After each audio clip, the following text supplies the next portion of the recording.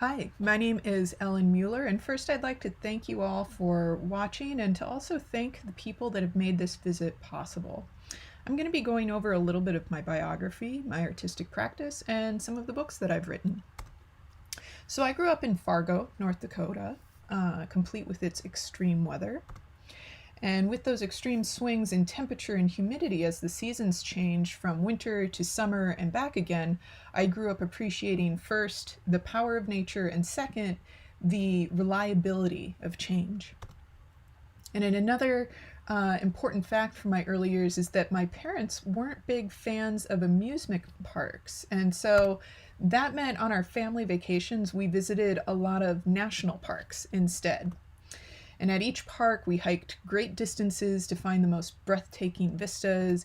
And at the time, I remember wishing that I was at an amusement park, as you can tell from my face. But looking back, these experiences have definitely shaped my sense of awe and appreciation for the environment. So I went to Bemidji State University for my undergrad degrees in art, theater, and design technology, and this is where my interest in interdisciplinary art really started to take hold.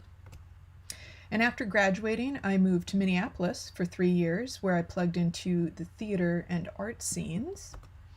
And during the day, I managed a customer service call center and was very affected by the structures of that sort of corporate feeling workspace. And in fact, much of my current work is a reaction to those structures. And then during evenings and weekends, I was working with various venues, including the Soap Factory and the Guthrie Theater. And around that time, I became very interested in the idea of Sisyphean tasks, as well as humor and futility. Then I decided I wanted to continue my interdisciplinary education, and I went to grad school at the University of South Florida. And after finishing my MFA, I taught at colleges and universities in Colorado, West Virginia, and Massachusetts before arriving back in Minneapolis. And now I'm back in the Twin Cities, where I direct the MFA program at Minneapolis College of Art and Design. So looking at the work in this exhibition, I wanted to start with the earliest work and move our way through chronologically. So both the Monotonized series and Chief Resource Management series grew out of a live performance that I executed, which involves slowly dispersing a ream of paper and then reassembling the ream over and over again for 2 hours. Then I took that performance outdoors and juxtaposed it against a very stark February snow. And that idea of juxtaposition of extremes occurs fairly frequently in my work, whether it's visually or conceptually. Here's a short clip from that very first Monotonized video.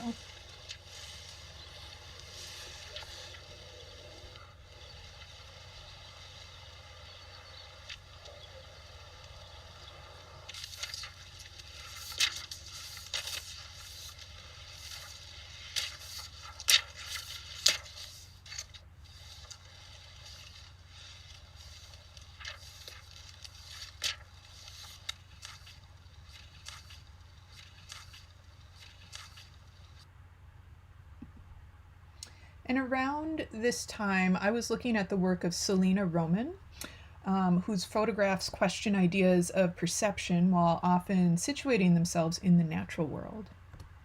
And I was also looking at the work of Mika Rotenberg, whose work engages humor, surrealism, and the absurd while employing elaborate built environments and a very strong sense of tactility.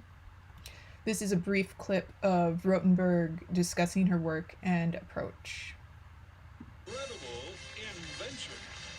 You put up the window, you set it, and I don't know, it's magic. Finding little solutions for things that are not necessarily a problem.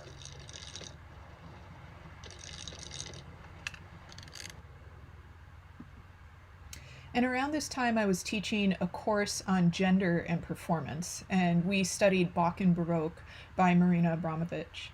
And this piece and the concept of insurmountable manual labor also influenced my work at the time. So a few months after that performance, both in the gallery and outdoors, I was headed to Nes Artist Residency, a small fishing village in Skagastrand, Iceland, for 2 months. I would highly recommend this residency. It's a really great place to make work, and it's a great use of an artist grant if you're able to secure one. So the physicality of the landscape became very central in this work. I traveled to a variety of landscapes, including these geothermal areas. I filmed next to the ocean and on top of a mountain. And I was thinking a lot about Isaac Julian's work, which uses juxtaposition and fractured narrative by physically breaking up the video frames. Here we see his piece 10,000 Waves, installed at MoMA. So during this time, I expanded the Monotonized series by several videos, including this clip. And shooting these works took a lot of planning and racing against the sun due to the 24 hours of sunlight that occurs at this time of year in Iceland. I only had about an hour or two at dusk each day where I was likely to have the necessary light. And while I was shooting the Monotonized series, I was inspired to experiment with some different actions while using the same costume. And this clip features an effort to clean all of the rocks on a particular beach, touching back on that theme of humor and futility.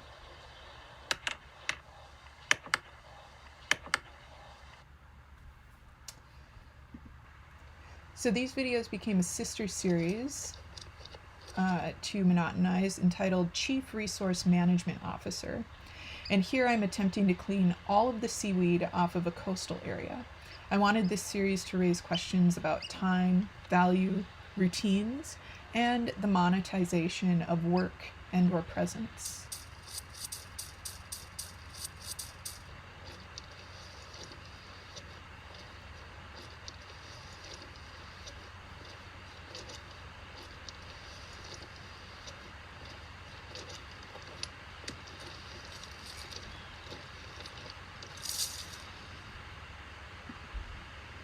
The next series I'm going to talk about is Collecting Rectangles, which brought together several media in the video series itself.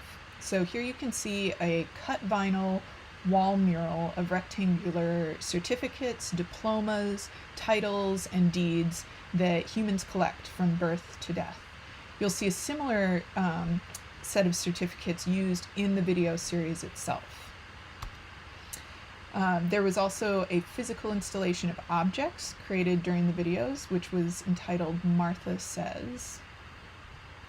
And the title is referring to Martha Stewart's homemaking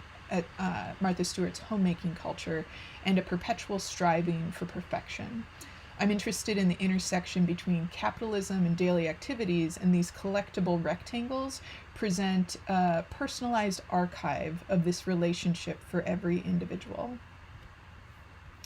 The videos in this body of work feature sugar, syrup, icing, and cookies, which are all very sweet elements that can be tied to the ephemeral or an unattainable idea of utopia due to their short-lived sweetness.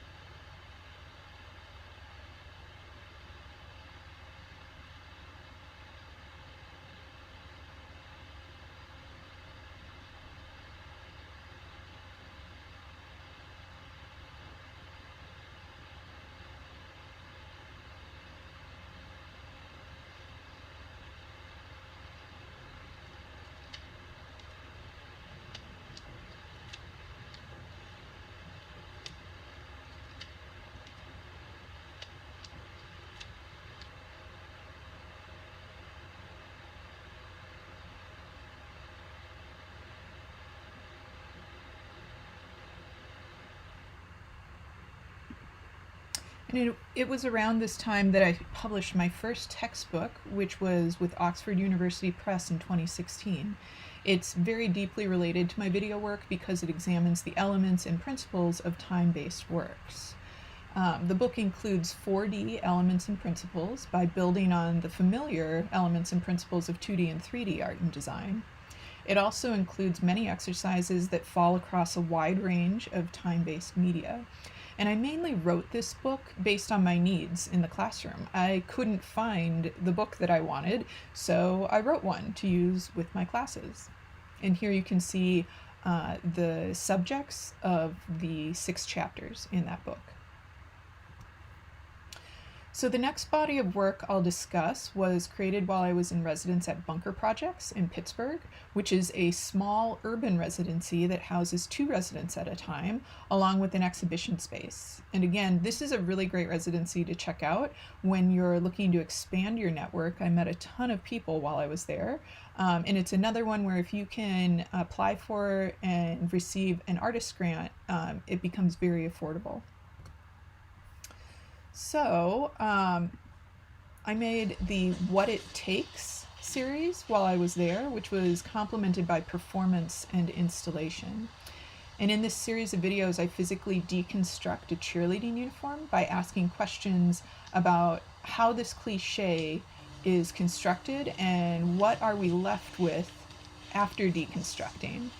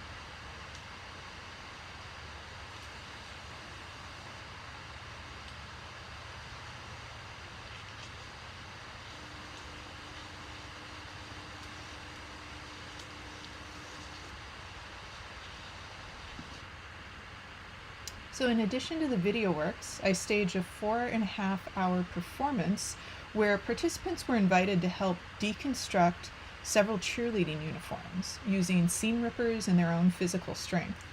And conceptually, this work focuses on what it is to simultaneously embody the roles of both a leader and a conformist, which I think the symbol of a cheerleader really embodies. So within this performance, there was a lot of conversation, and it ranged from issues of sweatshop labor to feminist and political reflections, in part because this performance took place in December 2016. While I was at that residency, I outlined my second textbook, which was eventually entitled Remixing and Drawing: Sources, Influences, and Styles. And that book focuses on presenting the history and purpose of copyright, as well as a thorough understanding of fair use. Students examine the ideas of sources and influences while learning a variety of ways to conduct research, as well as many exercises such as the one pictured here, in which students execute 2 master copies, then they synthesize those 2 copies, and then finally morph the 3rd drawing into a 4th drawing that is their own. My most recent video work, Resist in Place, was shot at Playa Artist Residency in Oregon. This remote residency is located on the edge of a lake that dries up every summer due to commercial agricultural irrigation. And this is a fully funded residency, so you should definitely check this one out. It's really a beautiful landscape, and they support their artists really well. I edited the footage that I shot at Playa while I was at a different artist residency later called Gentel Artist Residency in Wyoming.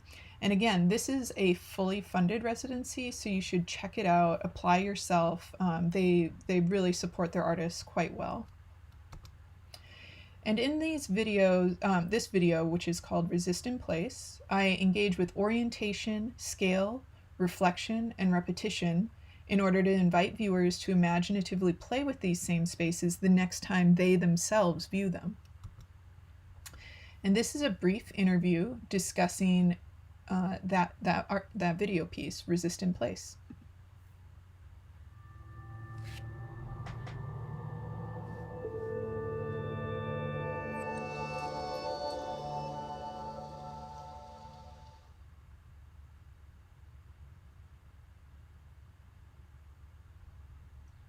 Hi, Ellen. So great to be with you here today. How have you been? How are you doing?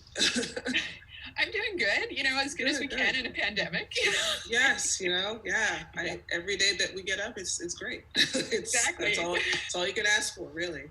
Yep. So tell us a little bit, introduce yourself and tell us a little bit about your piece. Absolutely. So I'm an interdisciplinary artist. Video is one of several media that I work in. And I would say the conceptual ideas that tie all of my work together, regardless of media, is I'm really interested in how capitalism affects our everyday life and the really granular level, thinking about things like shelter, food, work, how do we find rest, how do we find leisure, in these capitalist systems. So that's sort of like the umbrella that ties everything together. Yes, because your piece has the piece about the idea of stillness as resistance. Yeah. And I just found that it really spoke to me, because I like to tell people sometimes, it's like, well, I'm here and that's enough, and that's my resistance. Like, I'm here. I'm still here doing the things that I want to do. And so it's not always enough, but sometimes that's as much as I can get. And so I wanted you to say maybe a little bit more about that idea of just showing up and being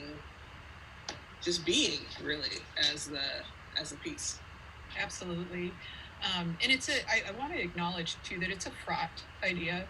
It's a privileged idea. Not everybody can resist in place by finding stillness. It's not accessible to everyone, given where in this capitalist structure do they happen to fall due to their circumstances.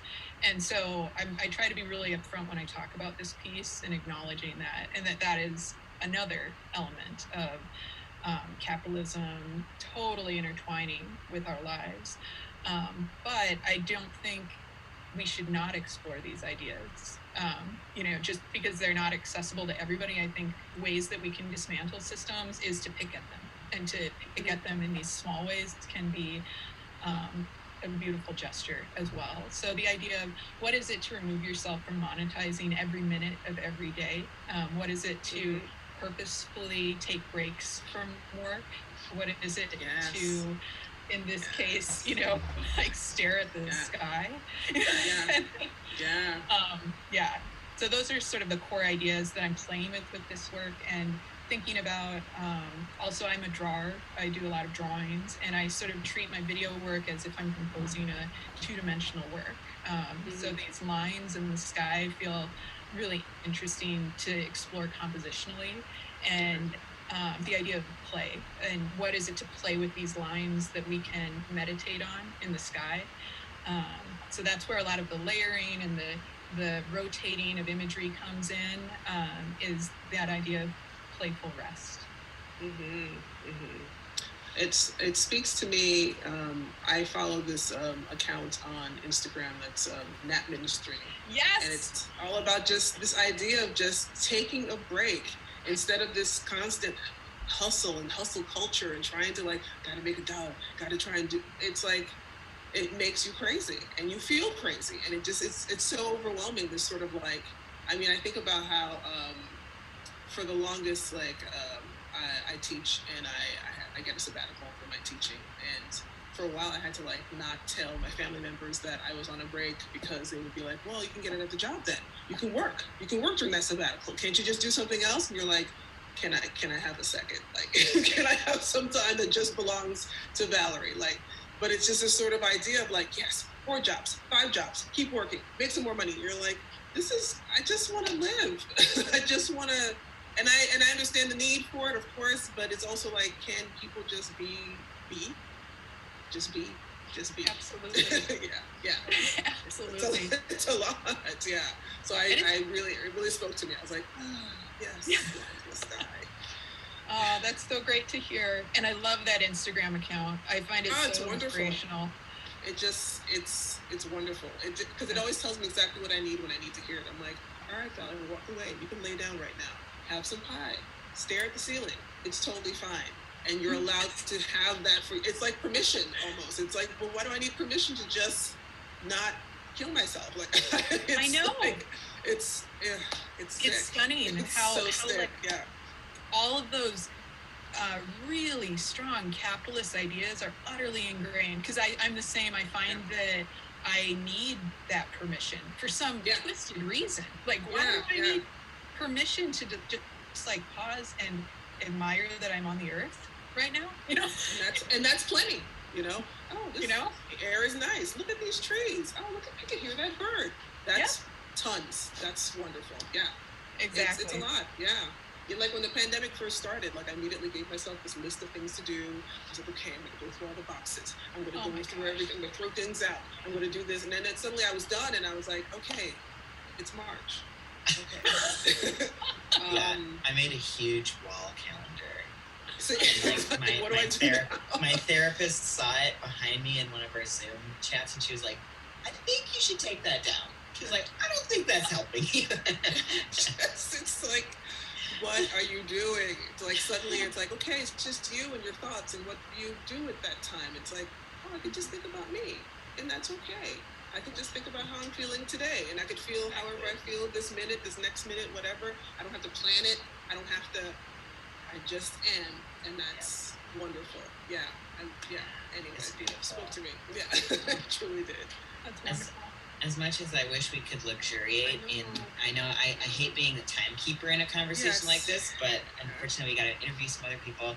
Before we say goodbye to you, I'm wondering, what are you working on now, and how can we find your work and support you?